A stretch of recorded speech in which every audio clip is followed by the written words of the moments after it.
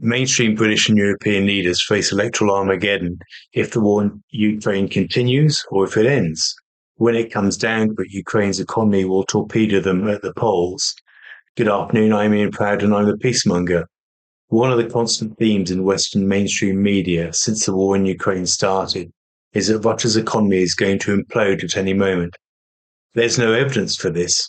The ugly truth is that war will have just devastating consequences for them because of the state of Ukraine's economy. Ukraine is already facing a $63 billion shortfall in its finances in 2026, and I'll be surprised if that number doesn't go up as the war continues. The uncomfortable truth is that Ukraine's fiscal splurge is driven by two factors. Firstly, the enormous cost of maintaining a standing army of almost 1 million people. And second, the vast expense of importing weapons from the West to fight in the war. Weapon purchases are not sources of productive investment as they are literally burned in the heat of battle. The same, of course, is true of Russia. Both countries saw reducing economic growth in 2025 as the war ground on, with Ukraine's at 2.1% and Russia's at 1.5%. Of course, Western pundits point to this as evidence that Ukraine's economy is performing better than Russia's economy. But in fact, the opposite is true. Why is that? Put simply, Russia's economy is around 12 times larger than Ukraine's economy in nominal terms, and just over 10 times larger than Ukraine's economy if you look at purchasing power parity. You can see this in the defense spending numbers. Russia spent a record $143 billion on defense in 2025 compared to around $60 billion for Ukraine, so around 2.3 times higher. However, Russian defense spending amounted to just 6.3% of its GDP, whereas for Ukraine it was around 31.7%. So massive spending on defense is a much less pivotal issue for Russia in terms of its economic fortunes. The reason for that is that Russia can afford to pay this and Ukraine can't afford to pay this. Or, put another way, Russia can afford to pay for it with its own finances, whereas Ukraine is entirely dependent on money from Western donors to keep the war going. Despite the massive cost of war, Russia ran a fiscal deficit of just 1.7% of GDP in 2025. That, by the way, is still well below the EU fiscal rule of 3% of GDP, with some countries like France and Poland having deficits at or more than double that figure. Ukraine's fiscal deficit, on the other hand, was around 20% of GDP. That gap had to be filled by foreign funding, as in, Ukraine has debt of 107% of GDP and is cut off from foreign lending because it refuses to repay debt. Hence the EU stepping in with a 90 billion euro dollar loan for defense spending. Russia, on the other hand, has debt of just 15%. And doesn't need to borrow heavily to fund the war effort. By the way, 15% is far lower than the comparator in the US or European countries, and indeed Ukraine, with debt levels of over 100% of GDP. Despite the shock of sanctions, Russia is able easily to afford to maintain the war without breaking the bank, nor boosting lending significantly. The opposite is true for Ukraine. This also means that when the war eventually ends, Russia will be able to make the economic transition back to peace in a less painful way. It'll be under no pressure to impose massive cuts to defense spending to live within its means and could do so gradually. Ukraine, on the other hand, faces a massive financial cliff edge when the war ends. In 2025, Ukrainian defense spending made up 31.1% of GDP, and 2/3 of state budgetary expenditure. None of that spending goes into improving Ukraine's already weak economy. Ukrainian economic growth, according to the OECD, is set to fall further to 1.7% in 2027 if the war continues. And that assumes continued large injections of capital from outside countries. With all the support that it receives, Ukrainian GDP in 2025 amounted just under $210 billion, according to the IMF. Bear in mind here that Ukraine received $52.4 billion in external financing last year, or around 1/4 of its GDP. Take away foreign funding and Ukraine suddenly sees its economy shrink by over 20%. Or put it another way, take away the war and Ukraine suddenly sees its economy shrink by over 20%. Russia simply does not face the same problem.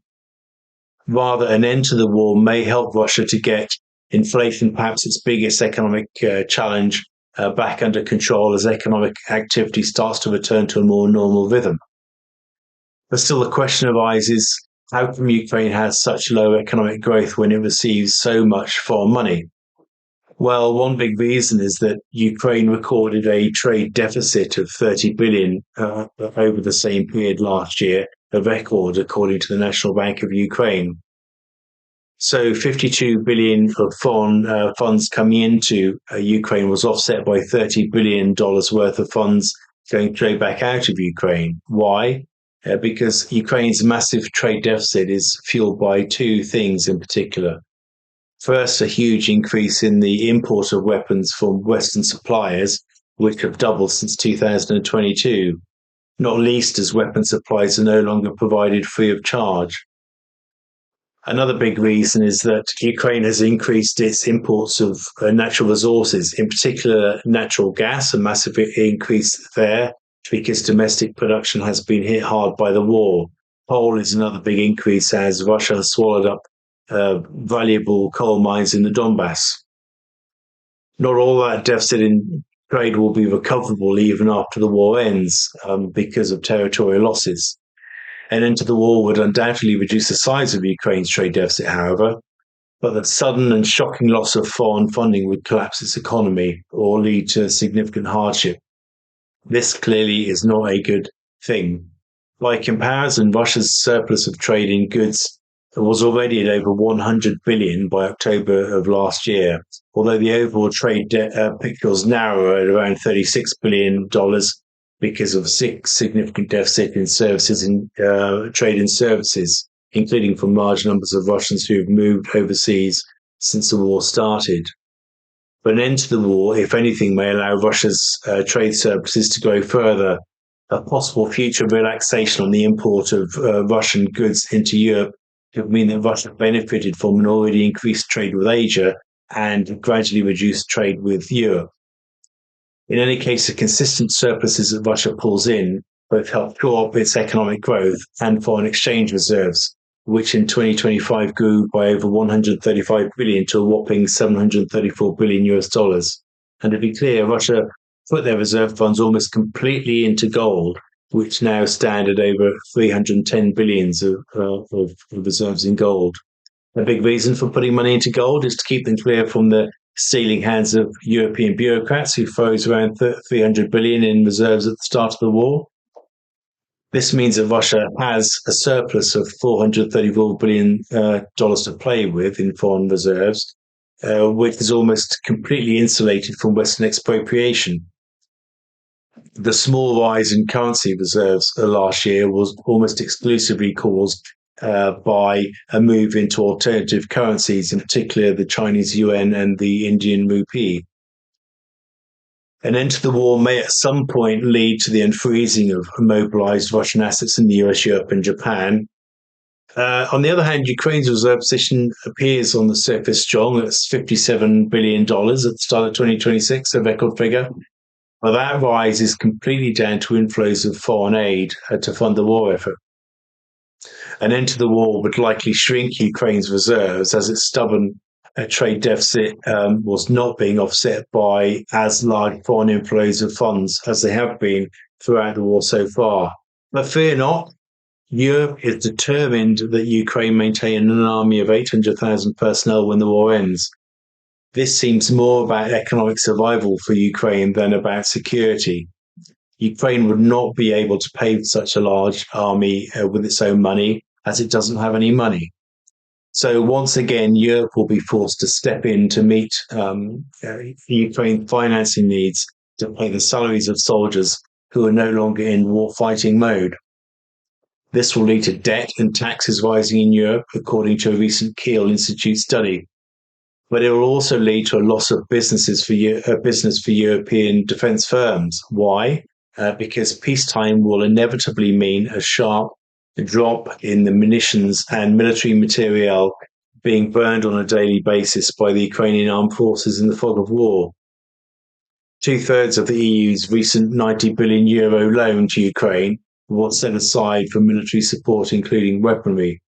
That has sparked an argument between Germany and France over a proposed buy European clause, with France wanting to prevent Ukrainian purchases of US equipment. Perhaps with one eye on the future, the French, in typical fashion, are trying to ensure that their firms get a decent chunk of what could amount to dwindling Ukrainian orders for weaponry. And what a sorry picture that makes, quite frankly, about European politics. A bit like the French army, Europe is reversing itself inevitably into economic defeat when the war ends. Obligated to keep an economically failed Ukraine on life support, having to increase its debt and taxes to support bad foreign policy decisions it has been taking since 2014, trying to boost its defence industrial complex but losing business with the end of the war. For the mainstream political parties in Europe, this adds to the trend of them heading towards electoral armageddon, when they'd start putting themselves before voters from 2027 onwards. Until then, they all just stood around with their heads in the sand and knowing that continuing the war will kill them electorally, and knowing that ending the war will kill them electorally as well. Quote my old British soldier dad, they're almost like the mythical oozlum bird, continually going round in circles until they disappear up their own arses. I hope you found that detailed run through of some of the economic factors at play in the war in Ukraine interesting. It's important to focus on the detailed numbers, as practically no one in the UK mainstream media or the European mainstream media does. Ukraine's economy is in serious trouble. Russia's economy is not in serious trouble. And that ultimately will decide the outcome of the war in Ukraine. Thank you for listening in. I'm the Peace Monk. I'm Ian Proud. If you found this video interesting, please like and subscribe, and continue to tell your friends about my work if you find it interesting. And just a big thanks again for all of your support so far. And I wish you all very much peace.